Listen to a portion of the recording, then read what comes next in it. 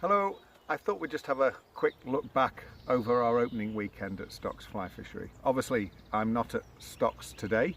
This is Bankhouse Fly Fishery. This is our other water. It's like chalk and cheese compared to Stocks. It's only a small water, littered with lots of little islands and swims. Right, back to Stocks Reservoir.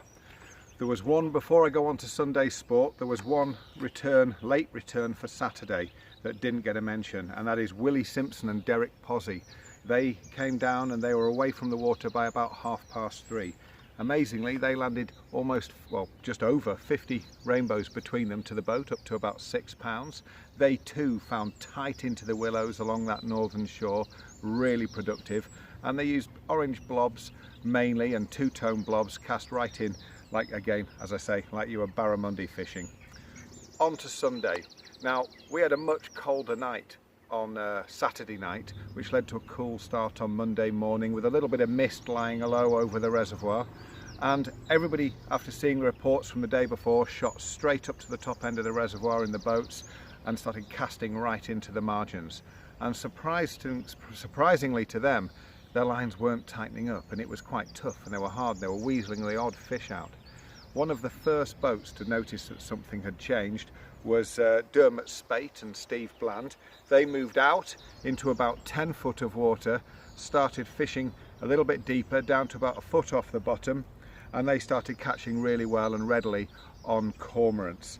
And they ended up with 15 fish to their boat, did Steve Bland and Dermot Spate. Now, I've seen this before on Stocks when you have a cold start.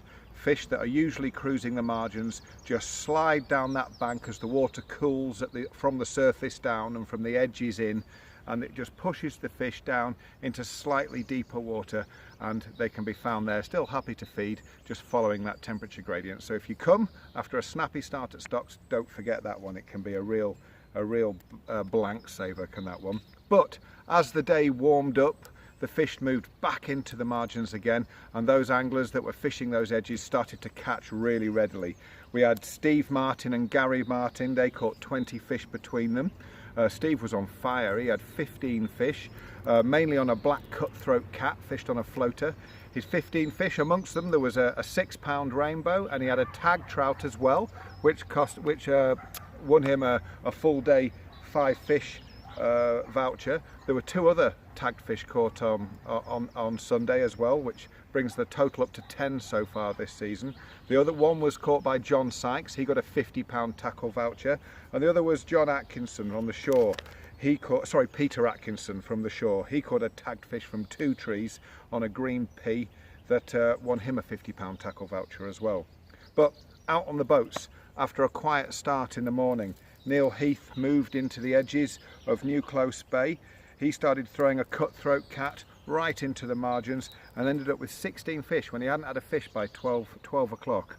Gethin Thomas, also from Wales, he was there as well, did almost exactly the same experience. This time he was casting a coral booby on a die 5 right into the margins, pulling fish out of 1 foot of water. And Stephen Lobb and Bob Bland on the other side of the reservoir, fishing from the causeway all the way down to Cook's Creek and into Cook's Creek, fishing intermediate lines, black and green tadpoles again, and black and gold humungus. They ended up with 23 in their boats. So a quiet start really picked up into a good day's sport. The rod average in the end on the boats was 9.3. Incidentally, on the bank, the rod average was 9.2, so there wasn't a lot to split them. It picked up on the shore as well. The top rod on the shore was Sean Dickman. I'm not entirely sure where and how he was fishing, but I can tell you he caught 18 trout. I think he was moving his way around Hollins Bay and the jetty area. Andrew Hargreaves had 10 fish. All of those took an olive blob booby, fished on a floater, fish high in the water. There were fish rising yesterday. Again, this is February, it's crazy. You can hear the birds singing here today. But they were rising on the reservoir, there was buzzers coming off. It's not going to be long before we're getting some great sport on buzzers. Jez Bailey also had 10 fish from the bank. He was fishing down in Barn Quarry on a black and green, on a Montana nymph on a floater. And Peter Atkinson, as I said before, tagged fish on a green pea on a floating line. So Stocks fishing really well. I think the key points at the moment is just alter your depth and alter your distance from the shore, until you start catching, and don't think you've found it then it's going to be sus, because it can change as the day moves on and they can move back in again. This place hasn't been fishing badly either. Bankhouse has been fishing very well. We've had some good catches. The last week here the rod average has been 5.9, which is pretty good. I'll just read a few of some of the best catches. About a week ago, Felicity Appleton came along. She had 18 fish on a variety of snakes. We had John Sykes, again, got a tag fish yesterday on stocks, came here earlier in the week, had fish up to £5, caught 12 of them, all on little red buzzers, fished on a floating line. We had Mr. Hewitson and Neil Holding from Canada. They had 12 fish apiece on Cat's lures. These were all different days, so the tactics vary slightly. This weekend, Phil Tingle took 9 fish on bloodworms, was his best fly, and Felicity came back to the water yesterday to catch another 8 fish, all caught on dries, daddy long legs or hoppers, fished on the surface.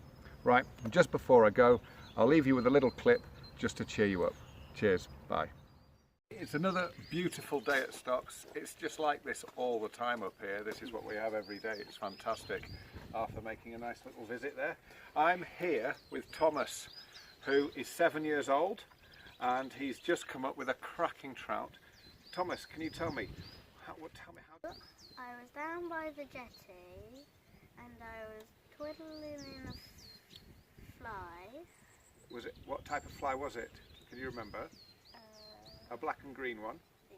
A nomad? Yeah. Oh, it's a good fly. And suddenly a big fish snatched it. Yeah. And it fought for 15 minutes. And did you catch it all by yourself? So you were there on a floating line down by the jetty, twiddling a black and green nomad, and then bang! Big fish took. Yeah. And what did you do when it took? Did you strike? Yeah. Oh wow. And it fought for about 15 minutes. Yeah. Was your arm tired? No, you must be a fit lad. Yeah, well done. And your dad caught one as well? Yeah, exactly. Yeah, he caught this one down here. Actually, no, this one's yours, isn't it? And that was right. Oh, is it? Is it? Right, well done, Thomas. I knew you were going to catch a fish today. Natural angler.